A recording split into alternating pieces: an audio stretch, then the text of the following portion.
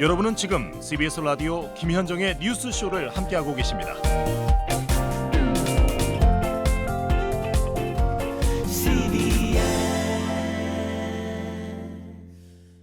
자, 하노이 2차 북미 정상회담이 열리기 닷새 전 스페인에서 영화 같은 일이 벌어졌습니다.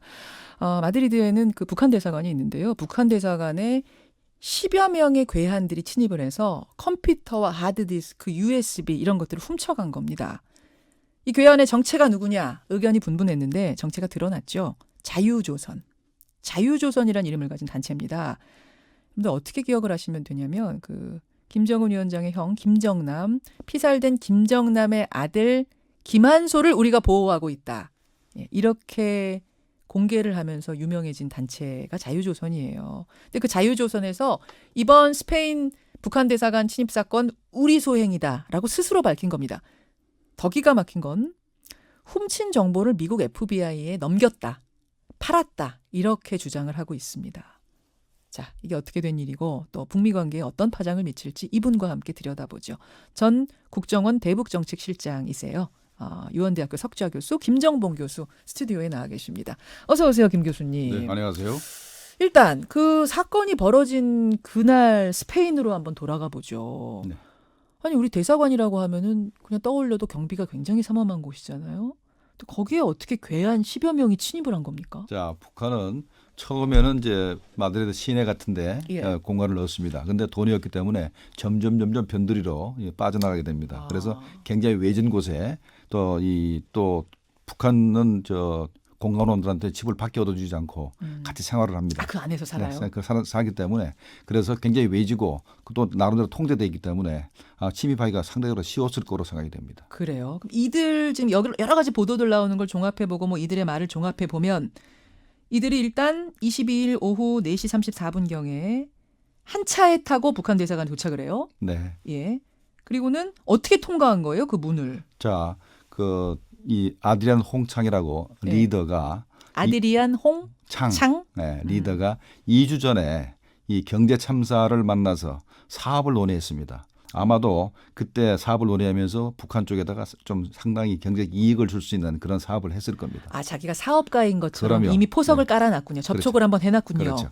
그래서 이번에도 또 사업을 하는 것처럼 해서 저 정문에 가서 누구누구를 만나러 왔다니까 그 사람이 그런 문을 열어줘라 하고 해서 자기가 들어왔고 예. 뒤따라서 바로 9명이 다 들어갔기 때문에 10명이 동시에 이제 진입하게 된 겁니다. 자유조선의 리더가 미리 깔아놓은 포석에 의해서 자연스럽게 10명이 침입을 했어요. 침입한 후에는 지금 이제 요거는 조금 엇갈려요, 의견들이. 근데 저희가 스페인 보도를 기준으로 말씀을 드리자면 모형총, 대형 칼, 남몽둥이로 무장한 상태로 대사관 직원들을 제압하고 결박했다.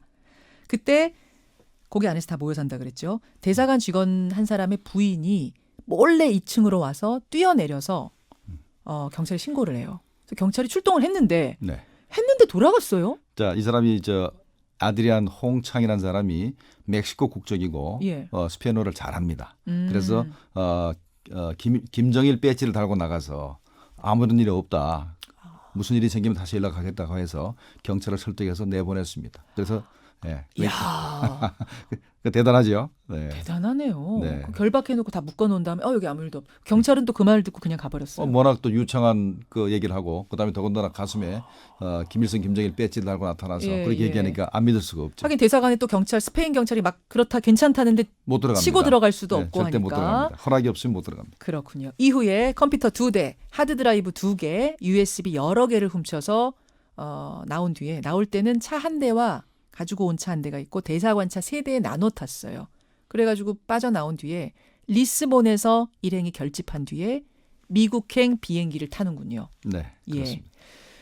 보도에 의하면 5일 뒤에 그 아까 리더 아드리안 홍창이 미국 FBI를 접촉해서 이 탈취품을 전달했다. 네. 이것도 저는 뭐 궁금한 게 굉장히 많은데 자 하나하나 풀어보죠. 일단 네.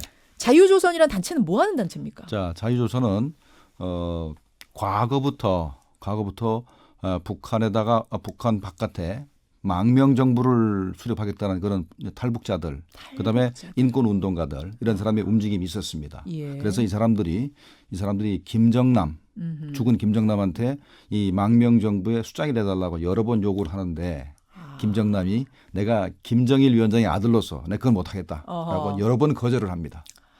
그런 차에 그때부터 접촉이 있었고 네, 김정남과 자유조선 접촉이 있었습니다. 근데 이제 김정남이 이제 암살을 이제 당하죠. 당하고 나서 바로 이제 조직이 밖으로 드러나게 되는 게 천리만 민방이라는 조직으로 나타나고 그 조직이 바로 김한소를 해외로 제3국을 거쳐서 미국으로 망명시키는 역할을 합니다.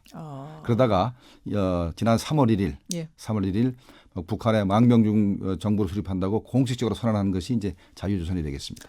그러니까 탈북자들 또 미국 안에 있는 뭐 인권운동가 이런 사람들이 다 결합한 거예요. 그렇죠. 자유조선? 거기 탈북자인데 보통 탈북자들이 아니고 예, 예.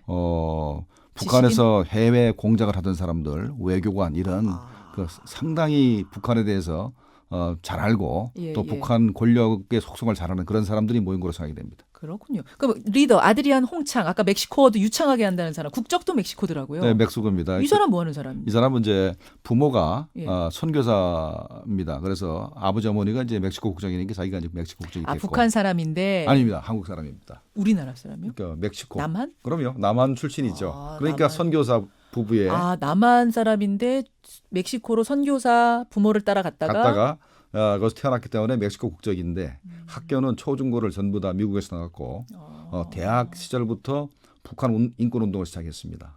대단한 사람이죠. 그러다가 2006년도에 그 중국에서 예. 탈북자를 그 한국으로 예. 그 탈출시키다가 예. 구속이 돼서 형을 살기도 했고 그렇군요. 그런 그 상당한 그런 인권운동을 했던 그런 투쟁의 역사가 있는 사람입니다. 몇 명쯤 되는 걸로 알려졌어요, 자유조선? 한 30-40명 40명. 되는 것 같은데 많지는 않네요. 앞으로 계속 늘어날 가능성이 있죠. 그래요. 탈북자들이 결합해서 그렇죠. 힘을 키우고. 자, 그러면 이들이 사실 잡히면은 그냥 뭐 목숨을 내놔야 될지도 모르는 일인데 이렇게 목숨을 걸고 북한 대사관에 침입해서 탈취해 온 물건 과연 그게 뭐길래 그들은 가지고 나왔는가?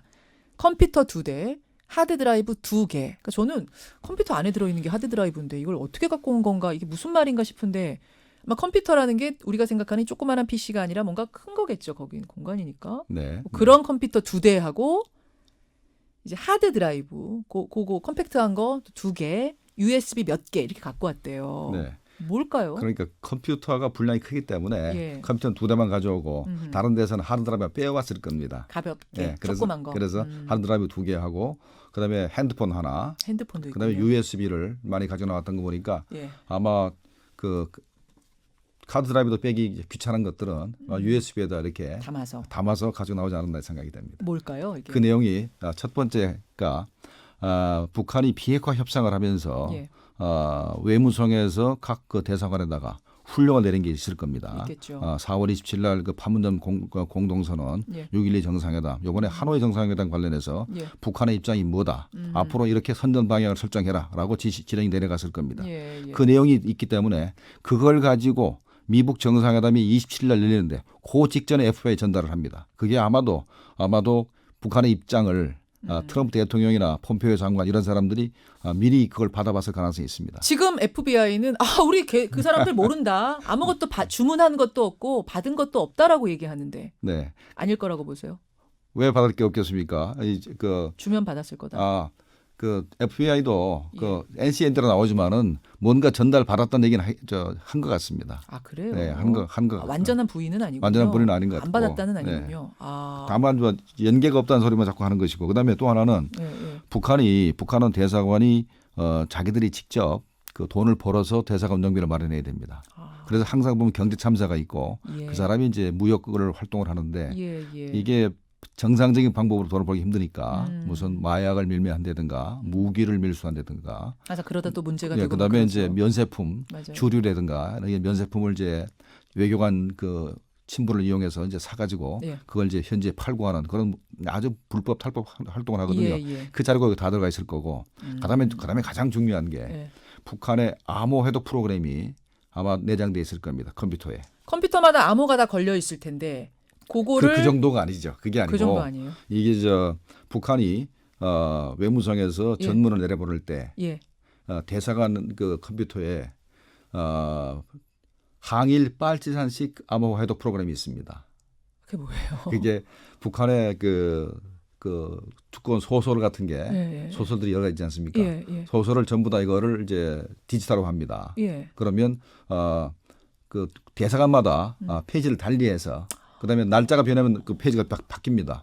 그래서 그거하고 훈령 내용하고 그걸 숫자로 결합을 해가지고 예. 그 컴퓨터에 들어가서 먼저 그 소설은 빼고 예. 훈령만 나타나게 하는 게 이제 그 해독 프로그램이거든요. 해독 어떤 그러니까 암호 알고리즘이 그렇죠. 있는데 네.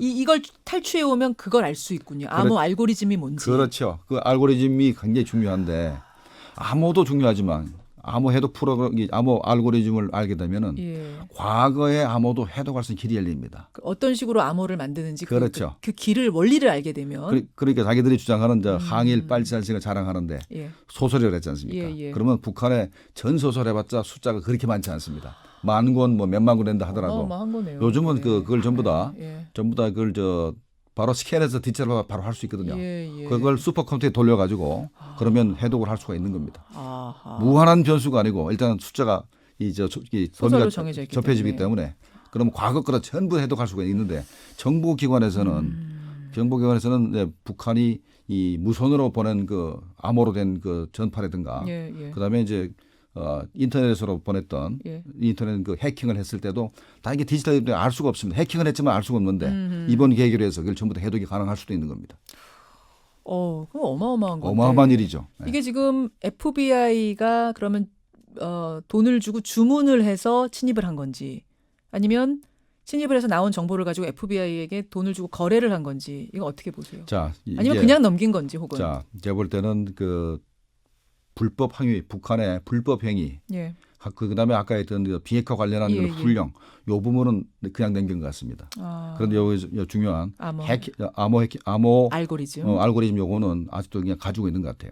왜냐하면 자기네 신분을 보호해야 되기 때문에 가지고 있는 것 같고, 그다음에 이제 처음부터 CIA 공작이 아니냐는 부르는데 CIA 공작이라고 하기에는 너무나 엉성한 데가 많습니다. 예. 첫째, 만약에 CIA 공작이라면 예. 전부 다 미국에서 미국 정부가 발행한 미국 여권이든 아니면 제3국 가짜 여권 해가지고 예. 이름도 전부 다 가명을 썼을 텐데 예. 이 사람들 전부 다 본명 여권을 썼어요. 그럼 이게 CIA 공작이 아니란 얘기고 그다음에 엉성하게 그 대사관 앞에 있는 CCTV 얼굴이 다 찍혔습니다. 얼굴 다 찍혔더라고요. 그렇죠. 신원이 다 그렇죠. 노출이 됐어요. 이거는 뭐랄까 어떤 국가기관의 정보기관이 하는 일이 아닙니다. 아니군요. 그러니까 개인이 한 그 활동이기 때문에 제가 볼 때는 직접적으로 사주했을 건 아니다. CIA나 FBI 가 개입을 하지 않았는데 그러나 간접적으로 거기에 CIA 활동하는 사람들이 있으니까 예. 자기네 활동 내용에 대해서 통보를 하고 만약에 이럴 경우가 있으면 우리한테 뭐 자금 지원을 좀 해달라든가 아니면 우리 도피처를 마련해달라든가 이런 협조는 해낼 가능성이 있습니다. 어쨌든 이게 그러면은 지금 교수님 판단으로는 FBI가 대놓고선 돈 줄 테니 가지고 와라 이렇게는 안 했을 거지만 자유조선이 알아서 빼내와서 이거 쓰시오라고 찔러줬을 가능성이 높다. 그렇죠. 네. FBI는 그마저도 지금 인정하고 있지 않습니다만 어쨌든 이것이 큰 문제가 되면서 앞으로의 미칠 파장이 걱정이 되는 거예요. 북미 관계 그러잖아도 지금 안 풀리고 있는데 그렇죠. 어떻게 보세요? 이게 이제 스페인 법원에 의해서 미국이 개입했다. 그냥 단순한 탈북자라든가 미국 국적 가진 사람 뭐 이런 사람들이 결합해서 이제 자유조선이 활동을 했다는 것을 판단한다면 문제가 없습니다. 그런데 실제로 만약에 스페인 법원에서 이게 미국의 정보기관이 개입을 했다는 얘기가 결론이 나게 되면 아마도 그때부터 북한이 미국을 공격하기 시작할 겁니다. 이거는 회담을 앞두고 스페인 공간에 있는 자료를 탈취해서 회담에 활용하라 그랬다. 근데 지금 FBI나 CIA가 사주한 게 아니라면 자유조선 자기들이 그냥 알아가지고 한 행동인데 그것도. 그런데 이제 제가 그 말씀드렸지 않습니까? 스페인 법원이 어떻게 판결하냐에 따라 달라질 수가 있죠. 그렇지 않으면 북한도 가만히 있을 수도 있습니다. 만약에 그 스페인 법원에서 이거는 그냥 단순한 자유조선의 활동이지 미국 그 정부와 상관이 없다 이렇게 만약에 얘기가 된다면 북한은 가만히 있을 수 있는 것이 너무나 뼈아픈 것이 만약에 북한이 움직이게 되면 김한솔의 존재라든가 그다음에 북한 바깥에 망명정부가 있어서 김정은 위원장의 위상을 인정하지 않는다 이런 세력이 밖에 있다. 이거는 김정은 위상에 그 타격이 되기 때문에 아마 가만히 있을 가능성도 있습니다. 알겠습니다. 예. 지금 좀 국제적인 사건으로 비화되고 있어서 도대체 그 흐름이 뭔지 밑에 흐름이 뭔지 이런 것들을 좀 파악해 보고 싶어서 국정원 출신이세요. 예.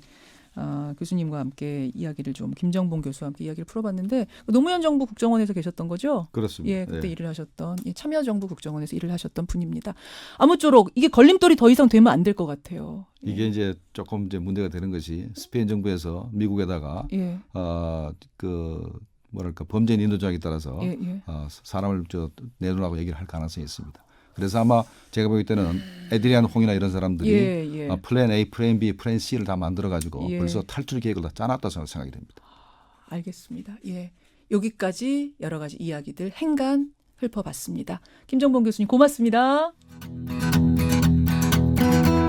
김현정의 뉴스쇼는 청취자 여러분의 참여로 이루어집니다. 트위터, 페이스북, 레인보우 게시판, 그리고 단문 50원, 장문 100원의 유료 문자 샵 1212, 우물정 1212 통해 참여하실 수 있습니다. 김현정의 뉴스쇼, 여러분과 함께 만듭니다.